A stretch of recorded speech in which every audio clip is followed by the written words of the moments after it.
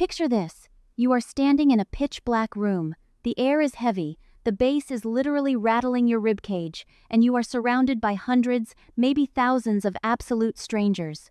Yet, in that exact moment, you feel completely connected to every single one of them. Why do we do this? That is the ultimate human paradox, isn't it? We spend our entire waking lives craving personal space, building fences, putting on noise-canceling headphones on our commutes. But the second the sun goes down, we actively pay money to be crammed into a sweaty, deafening box. It's a primal urge.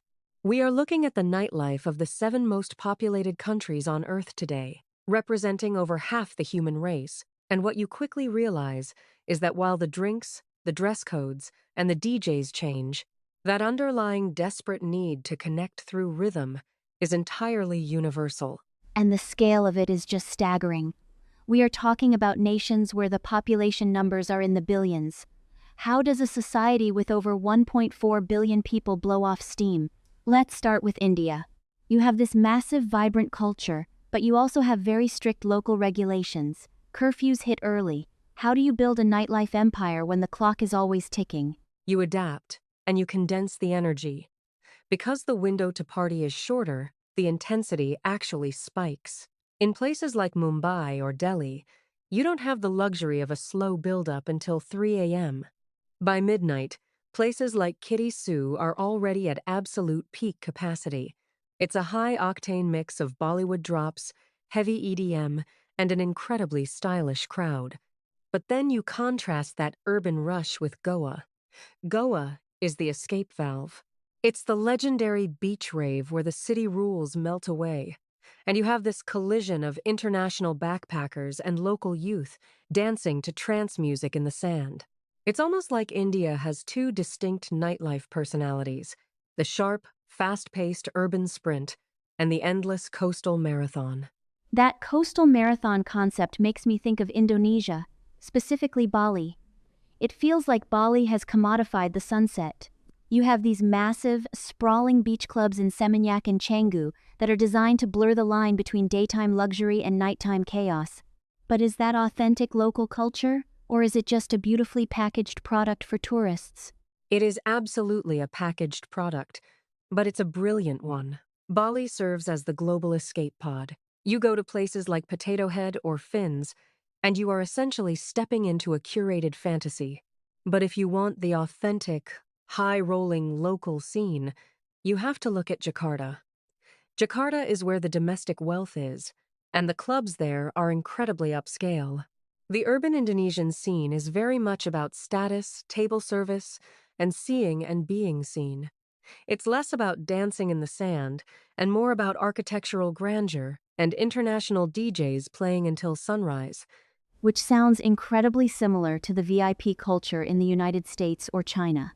But let's talk about China for a second, because the sheer scale of the spectacle there feels entirely unmatched. It's not just a DJ in a booth anymore. It's theatrical. Theatrical is an understatement. If you walk into a mega club in Chongqing or Changsha, it is a full-blown sensory assault.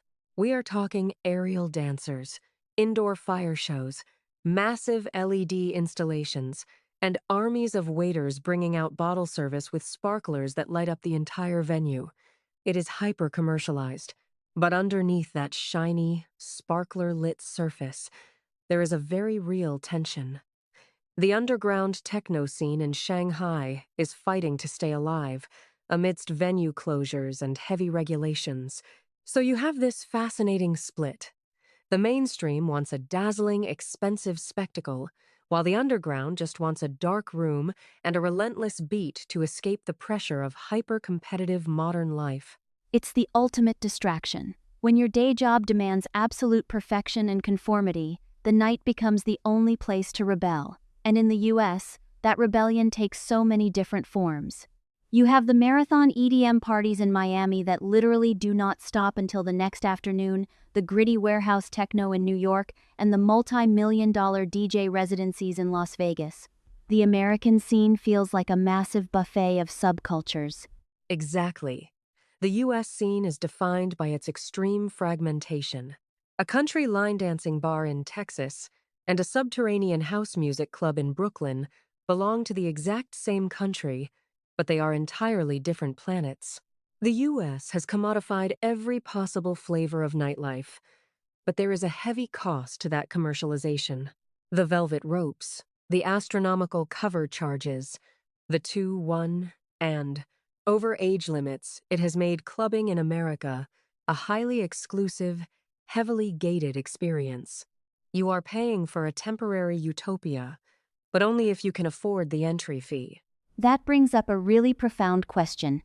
What happens to that universal need to dance when the environment completely strips away the traditional tools of nightlife? No alcohol, no mega budgets, heavy religious and cultural restrictions. I'm looking at Pakistan, a massive population, over 250 million people, and it is a dry country. How does a club scene even exist there? This is honestly the most inspiring part of global nightlife. Human nature absolutely abhors a vacuum. If you tell a generation they cannot have a traditional nightclub, they will engineer a new way to party. In Karachi right now, there is a massive surge in sober raves. Gen Z is throwing these incredible underground house and EDM parties. They swap out the alcohol for high-end coffee and energy drinks. They set up neon lights in private spaces, and they just dance. It is pure, unadulterated release. It proves that the core of clubbing was never actually about the alcohol. It was always about the music, the community, and the shared vibration. It is resilience in its most joyful form. That is incredibly powerful. It strips the concept of a party down to its absolute bare bones. You don't need $1,000 bottle of champagne with a sparkler on it. You just need a speaker, a beat, and people who want to feel alive, which feels like the perfect bridge to Nigeria. When you strip away the velvet ropes and the exclusivity, you get something explosive. Lagos is often called the Las Vegas of Africa, but that almost feels like an insult to Lagos. It really does. Vegas is manufactured, Lagos is organic. The energy in Nigeria right now is shifting the entire global culture.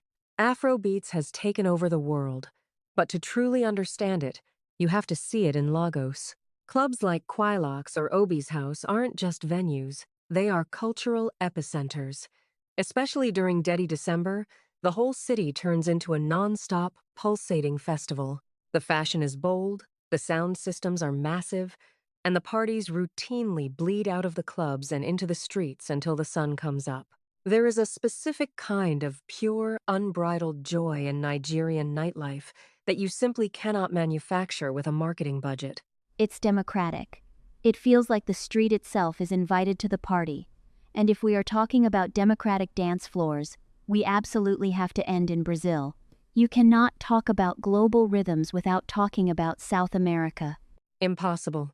Brazil is the heartbeat of global nightlife.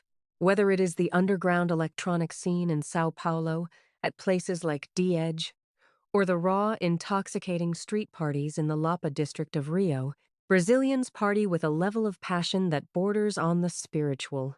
Samba, funk, carnival energy, it is entirely woven into the social fabric.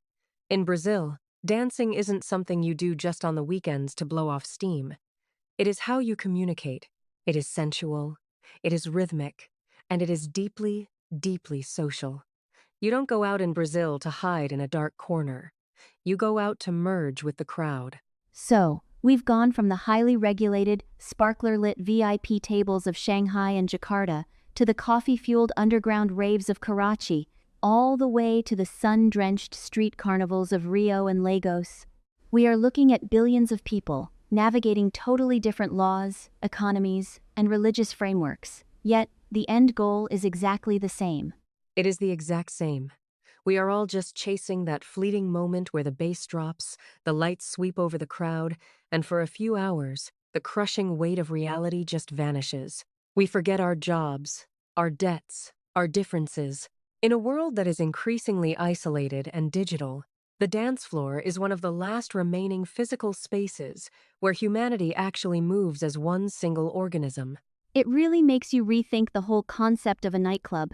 It's not a den of vice, it's a sanctuary, it's a pressure valve for the modern world. The next time you are walking down a quiet street at night, and you feel that faint, rhythmic thud of bass bleeding through the walls of a building or vibrating from a passing car, stop for a second.